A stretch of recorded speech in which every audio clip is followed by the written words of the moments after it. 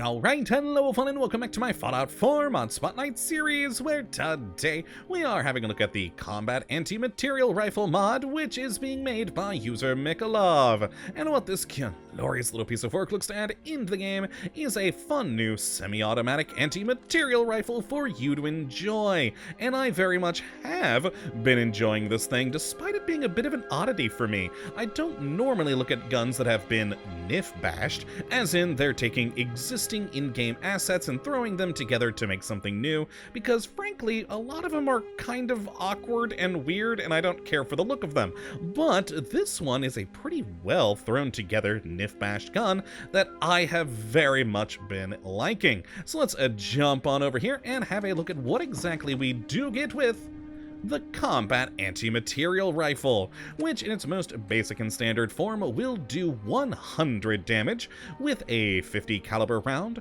with a firing rate of 8, range of 119, accuracy of 72, and a pretty hefty weight of 23.1. That is quite a bit. And as you can see here, it is a pretty good looking weapon. The big problem, like I said, that I normally have with nifbash guns is they just look like these weird things, like some sort of strange Frankenstein creation of existing weapons, whereas this one's been put together quite nicely, where it just does feel like it's a gun made in the similar Fallout 4 style, which means it's, well, one of the better nifbash mods I've seen in a long time, and I quite like it.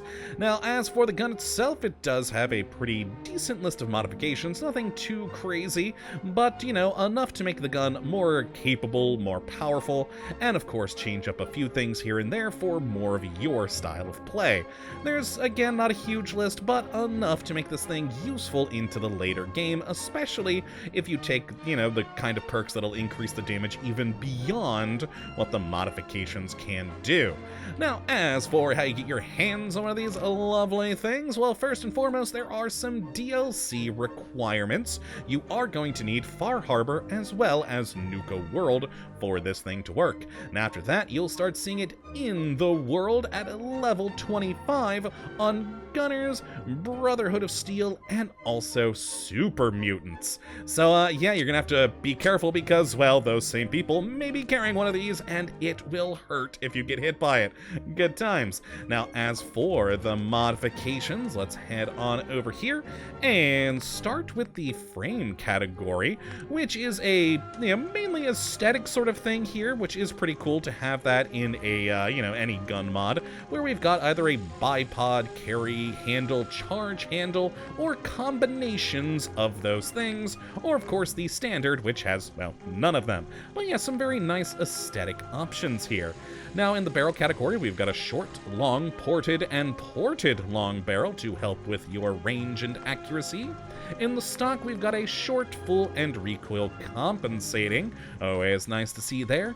In the magazines, we've got a 5 and 8 rounds, so you know you're never going to be able to have a ton of ammo for this thing, so you'll have to reload a lot, but you know, hey, it's an anti-material rifle. If you've got to reload a lot, you're probably not hitting your targets very well, which is me in general. Good times. Now, next is the sights category, where we've got a standard, reflex, medium, and a long scope with see-through variants of them here, and then also a medium and long night vision scope if you do want one of those.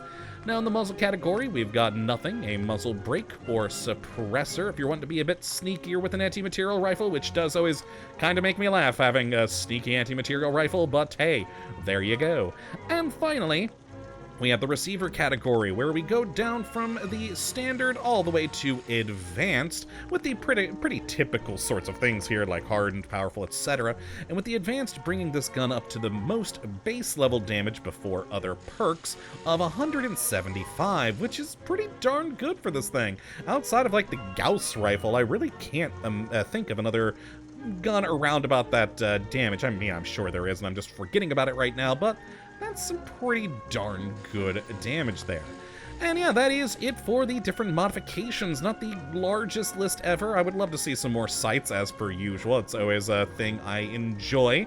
But overall, enough to help you change up the aesthetics a bit and make it more useful into the later game. always nice to see. Now let's grab my 2 modified versions I do have over here and get to the shooting and see how these things do function. Now it is an anti-material rifle, so it's going to be powerful and loud, but also pretty darn slow. So let's take our shots. Oh, whoops, I forgot to reload. There we go.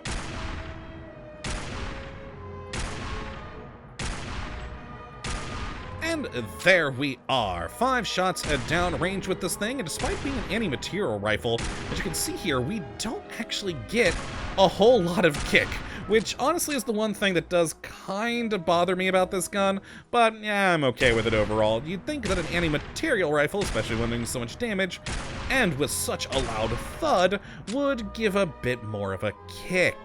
Now, the fire rate is quite slow on this thing. Even with the different receivers in there, you're not going to be able to make this thing very quick. But again, hey, it's an anti-material rifle meant for sniping your target from a distance and hopefully taking him down in the first shot, if not the second. So yeah, overall though, good firing there, with again my one little annoyance being that it has like no kick, which seems a bit awkward. Now, then, with the, well, not really point showing the muzzle calibrated one. It's going to fire the same, but I did put the reflex sight on there, so at least show that. A very nice little reflex sight for this thing. Excellent. And then, of course, our suppressed version. Again, it always kind of weirds me out having a suppressed anti-material rifle, but there you go. With 175 damage and a long scope, barely any sound. Which, again, weirds me out with an anti-material rifle, but hey, I mean, yeah, suppressor, there we go. Though amusingly, since it is still an anti-material rifle, it's not suppressing it too much. But still, very nice to have that option there if you are wanting to be a bit sneakier with a big old freaking gun. So let us try this thing out against an enemy, and of course, grab ourselves a Deathclaw, because, well, I mean, why not? It's an anti-material rifle. It seems like the appropriate thing to shoot one with. Oh boy, maybe I shouldn't have gone with the long scope on this one. Oh, there we go. At least when it's at a distance, I can get it good. Oh, all right. I've only gotten like 2 actual hits on it so far because I'm such an awful shot. Hey, Deathclaw, could you come back, please? I have 3 more rounds in this magazine. All right. Hold on. Can I? Yup. I can't get through that little gap, dang. I was really hoping I could. Hello, Deathclaw. Well, there we go.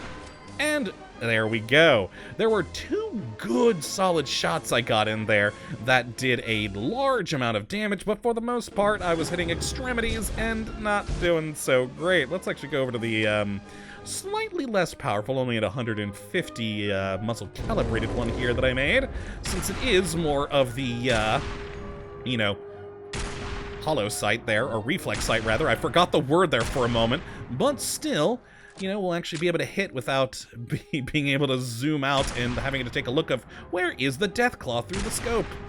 Oh god, and yet I'm still missing it. Oh geez, run away. I'm just such an awful shot. Oh, that's another miss.